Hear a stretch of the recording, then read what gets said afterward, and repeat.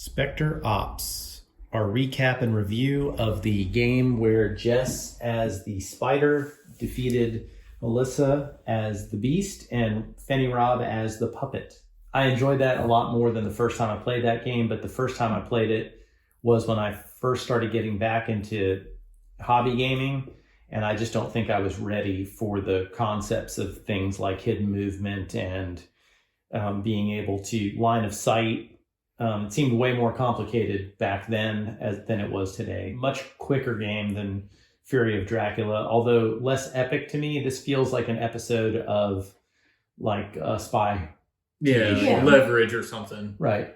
So I like it. The subject matter is not always my favorite, but I like the fact that it sort of is superhero-y fantasy. It's very Metal Gear Solid, if you've ever played that video game. I have not, but I've seen it, but I have never played it, so I don't know the nuances. I honestly don't even know if I get what is going on in this game. You're driving a car, and I guess it's a city, or is it a giant factory? No, it's a big factory. It's like okay, a big, it's like an evil corporation warehouse or factory, and someone is a secret agent trying to steal valuable something or others, or sabotage something or other. And you just work for this big company. And and you're the hunters. You're the enforcers, the security for this big evil corporation. So you're trying to stop the agent from doing whatever they're trying to do.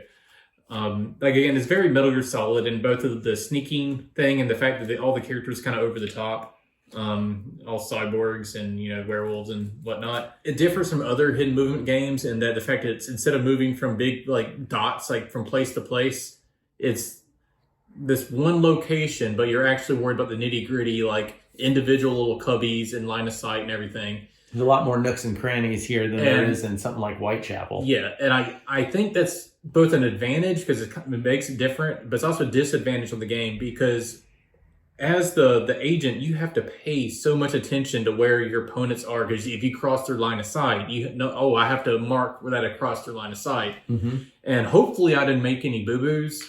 No, I mean, watching you go through the replay, it seemed like, I mean, if there was a spot where there was a line of sight that you crossed and didn't state, it wasn't obvious to me. Though the one part, like, you guys had me questioning myself in this area, but I'm pretty sure I did it right because if she was there, then I could have done the diagonal and not be in anybody's line of sight.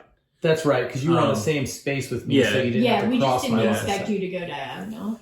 I mean, I felt like we were on top of you the whole time, but just seemed like it just did not have enough information to make the arrest type of thing, to even score hit points against you. Yeah. I wonder how this compares to something like Friday, which is hidden movement. Friday? The last Friday? Yeah. Oh, I thought that Friday, the solitaire game. I'm like, what? It doesn't compare very much at all. They both have cardboard pieces. Two totally different games. I couldn't remember. I knew it was something to do with Friday, but it wasn't Friday the 13th because of licensing issues.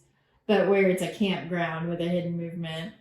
And I wonder if these are just similar games. I would assume. I don't know. I need to play as a hunter because I've always played as the agent, and not to toot my own trombone, but I have an undefeated record as an agent. Even though I'm usually terrible at hidden movement games for whatever reason. That has been. For whatever reason, I have a knack for this one. I guess it's because there's little cubby holes and stuff. I think you're mostly a coward and like to hide in cubby holes. Yeah. That's basically how it is. It's how I play Alien Isolation. It's how I play this game. A big baby who likes to hide in the closet. It's fine. So if you're a big baby a winning strategy. And you like to hide in the closet, this is the game for you. The car is kind of weird. I mean, I see what's in there from a gameplay method because if the hunter throws if the agent throws the hunters completely for a loop, they need a way to get across the board quickly. Well, I hate that it costs a movement to get out of it. Yeah. If you can jump out and keep moving, it'd be much more devastating. I'm not normally one to get worked up about components in a game. Like, I'm much more interested in the mechanics than like the components of the game. But this is pathetic. But it's just this little steering wheel. At least have a little cardboard car. Like, I don't know, like, or a little model or something. I think the issue is the diagonals. That's why it has to be one space. It throws people off.